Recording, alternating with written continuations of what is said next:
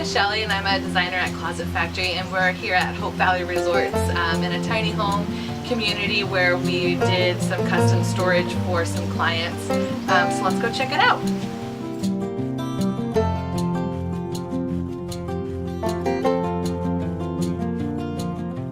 So we're here in the master bedroom, and so these are my clients. This is Natalie and Barry, and as you can see, they've added 8 feet to this space. So what we did was a lot of built-in storage, a king-size platform bed, and lots of drawers.